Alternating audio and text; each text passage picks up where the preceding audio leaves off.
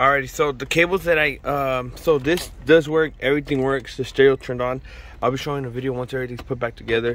If you have a Ford Trailblazer, or I think any type of Trailblazer from, I don't know, 2002 to 2008, I'm not too sure, but all you're gonna do is practically connect all the cables. The ones that you don't end up connecting are gonna be the red one, well, this red one, this black one, this orange one, there's a blue one, and then these black ones. Just connect what you can possibly connect. So there is a red cable here and there's a red cable here, but when you connect those, you do not get no power. So when you try to connect those, the stereo would not power on because there's no power coming through there. When you upgrade stereos, you lose that because as you can see, the old stereo takes 2 plugs in compared to like the newer ones, and it only takes 1 plug. So what you have to do is practically tap into another area of the car where you get power. And the spot that I tapped into, it's gonna be down here. It's gonna be all taped up. You take the tape off and you're gonna see this big old fat brown wire. It's probably like one of the only ones there, and you use one of these little clamps to tap into that, and then yeah, you should be good. Your stereo should power on from there, because without that, if you just try to power everything, connect everything from the cables that you're given here, it's not gonna work. It's not gonna turn on. So if you run into a problem where your stereo is not turning on, and then I was troubleshooting and seeing why my stereo isn't powering on, I used the voltage tester.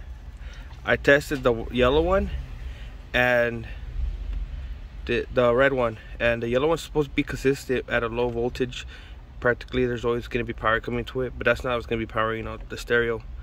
The red one is the one that powers up the stereo. So when I voltage tested that, I was getting nothing, and I watched another YouTube video and it's told you that where you can possibly tap into, but I couldn't really understand his video, so I had to kind of dumb it down, because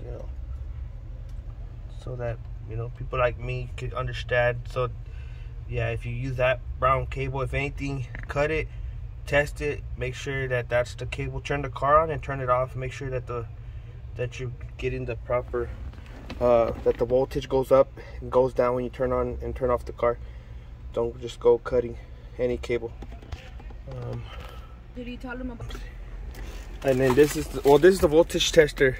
I'll explain it to you guys.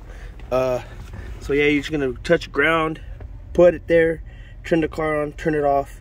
If it goes up to 12, it disappears again. So when you turn off the car and turn it back on, that means that you got the proper cable. But how I said, there's only one. From what I've seen, there's only one brown fat cable down there. And yeah, just grab a cable. I use the power cable. This is just the power cable. I stripped it off of power cable because I have a lot of cables, and I just use this because I don't want to go to the store. And that's about it. Make sure you connect your antenna. Don't forget about your antenna. Don't forget about connecting your mic to the stereo. And once I'm done putting everything together, I'm gonna show you guys how it is. How I said, you just match up the colors. For the Trailblazer, you're gonna have to tap in somewhere else, because this is not gonna give you nothing. The one that it comes with over here, that's not gonna give you no power at all. I'll show you guys a video once I'm done with everything.